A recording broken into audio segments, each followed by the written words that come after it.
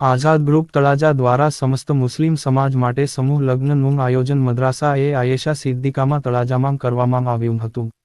જેમાં આસપાસના ગામોના માંગથી 13 દુલ્હા દુલ્હન જોડાયા હતા. જેમના નિકાહ કારી હનીફ સાહેબ વસ્તાનવી એ પડાવ્યા હતા.